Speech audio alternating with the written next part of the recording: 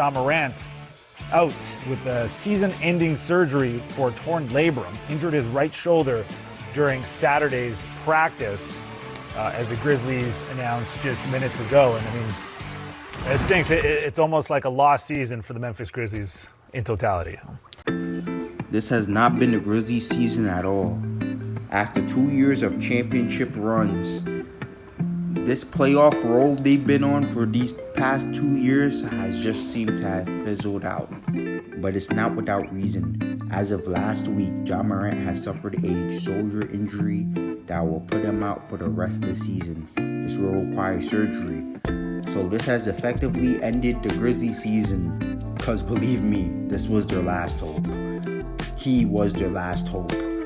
As of right now, they are 13th in the Western Conference with only 15 wins this season.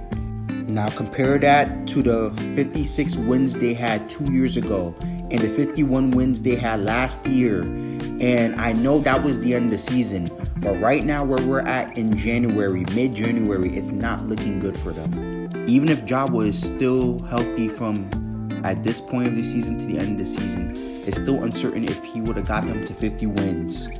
But now, no way, it's over. And it's really disappointing because of the effect he had in just 9 games of playing.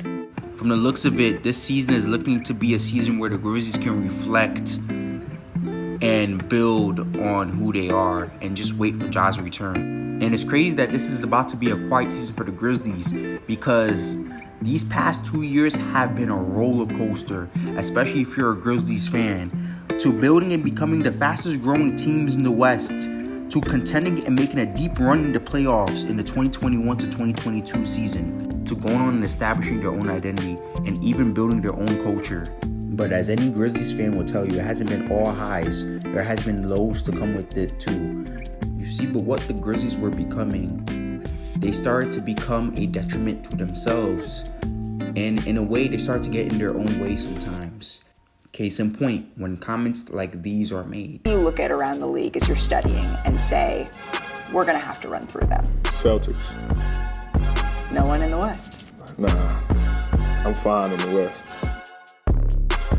Malika Andrews knew she had to hit with that one. Now to continue, I know you're looking at it. We had to get to it at some point. Ja, at some point last season, will start to do what we will call extracurricular activities. And this will cause a chain of events that will lead to the end of the season and will actually lead to the midpoint of this season. Now you see, Ja Morant was trying to improve his shooting percentage, not only on the court, but off the court as well. And you see, the NBA did not approve of these extracurricular activities, so they suspended him. Now I'm going to explain these next chain of events which will lead to the end of the season as quickly as possible. Yeah, that wasn't a suspension Adam Silver gave him. He really just put Ja on timeout. They were really gearing Ja just to come back for the beginning of the playoffs. And that he did. After suffering a wrist sprain, he came back better than ever, dropping 40 points on the Lakers at one point.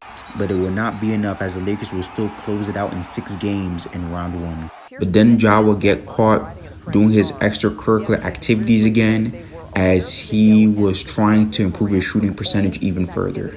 The NBA would then drop a 25-game suspension on him. And going from undisputed to first take, people like Shannon Sharp, they believe that this will be a time for him to reflect, a journey of enlightenment.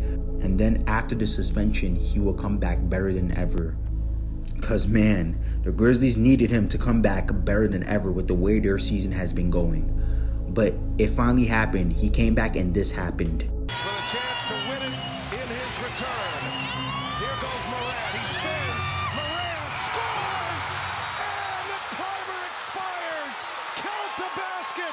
And Ja Morant wins it for the Grizzlies. Spurs to one field goal attempt. Ja again dunks it. All was right with the world again, and the Grizzlies was looking like the contending team that we've seen for 2 years at this point. But then tragedy struck as Ja would get injured. And it really sucks because Ja and the Grizzlies, when they're on point, when they're a contending team, they're really exciting to watch, no matter what team you're a fan of. And just like that, this brings us to where we are currently with the Grizzlies. In these 25 games, the Grizzlies have shown that this is one of those teams that need their top star to be a contender. With the loss of Steven Adams due to injury, they've lost a lot of their defense, their rebounds, and rim protection. Now, I'm not saying the team is trash because I don't think they are. They do have good pieces. For example, like Desmond Bane and Jaren Jackson Jr., who have shown that they are good offensively. Actually, they've shown they are better than what is expected offensively, as they both dropped career high of 40 plus points. I think Desmond Bane dropped 49 points. And if I remember, Jaren Jackson Jr. dropped 44 points. So they are good offensively, but it's not enough to be a contending team.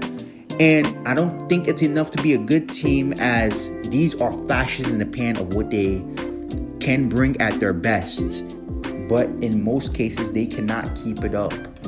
This is why Ja Morant is needed. That's the end of the video, and peace out.